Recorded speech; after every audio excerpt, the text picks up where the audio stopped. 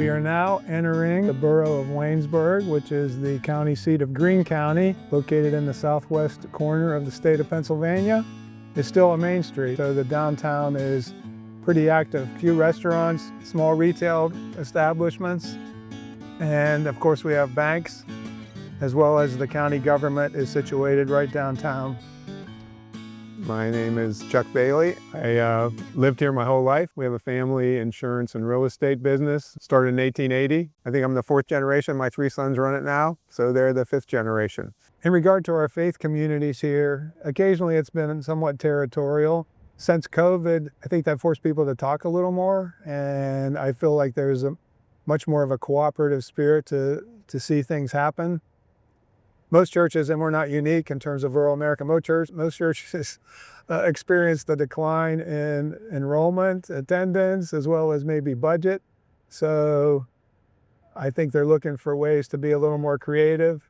Also, the realization that they needed to get beyond the four walls of their church and engage. There's an organization out of Washington County next door that has really come in and adopted us here in Greene County called Neighbor to Neighbor. They've been going at it since 2018, and they are really making a difference. My name is Bill Burns. I'm the Executive Director and co-founder for Neighbor to Neighbor of Southwestern Pennsylvania. And we find ourselves here at a property called Mountain View Gardens in Waynesburg, Pennsylvania. This is an income-based housing project. It occurred to me that, you know what, I can think of a population among us that is condensed, that is neutral, that needs resources based on my own childhood experiences, and happened to be a place just like this. So here I go, bald head and beard, barreling on into the manager's office, and just sharing with the vision and a little bit who I was.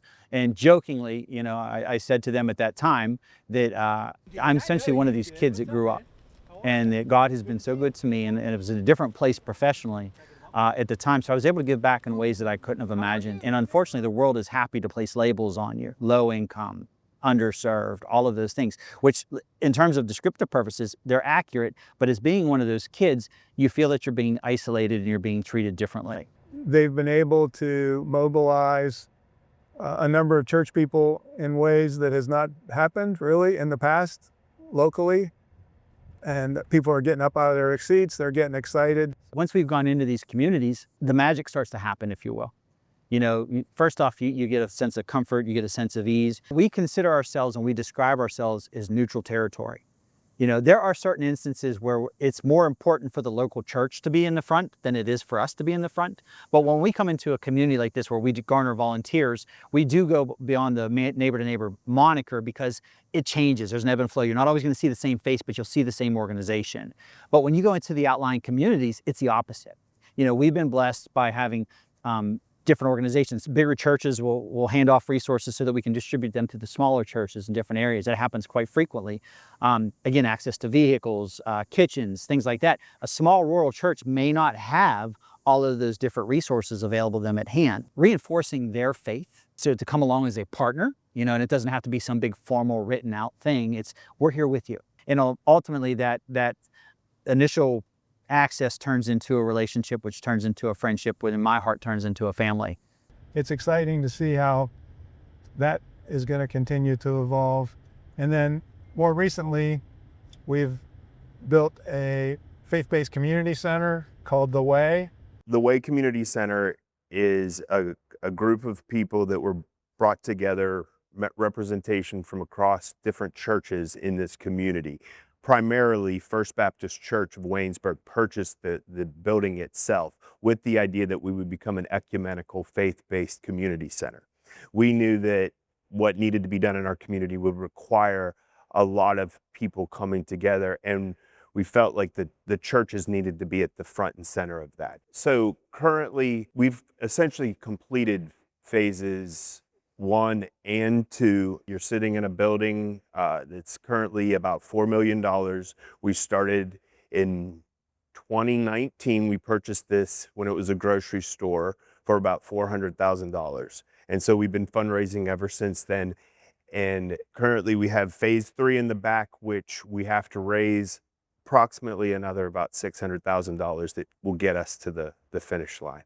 When you only have so many resources, often people hold on to their own resources versus learning how to kind of share those resources and leverage them for the greater good. And so there was like this idea of like, why can't the churches come together? Why can't the big C be personified in an outreach like a community center? Why can't believers, regardless of your denomination, and even people that may not be practicing faith, come together and do good work for the purposes of taking care of your brothers and sisters? This building itself is an instrument to the mission of taking care of our neighbors. That is really what has been the lifeblood behind this mission, is sharing the love of Christ. Many programs, because we're rural and we have our resources are limited, our population's limited, that we struggle sometimes to maintain certain programming. One of the things that currently going on is our United Way is downsizing, and they're becoming part of Washington County.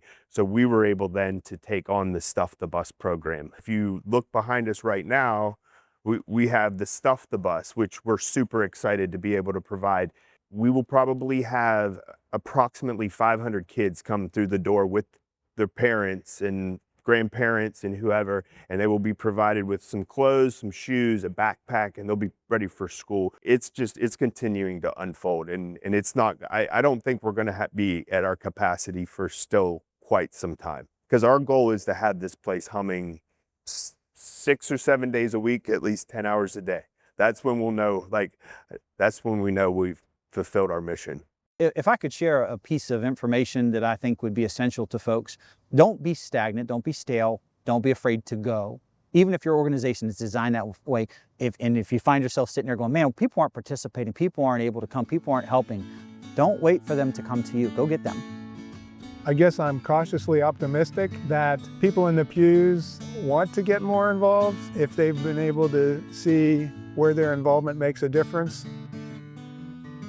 Serving on a committee in a church, sometimes that's done out of guilt or just duty. And I think I'm hoping that we can create a more engaging agenda where people can find out what they're passionate about, and then we can kind of fuel that passion, help them organize around some of that. And often that's involved in serving others.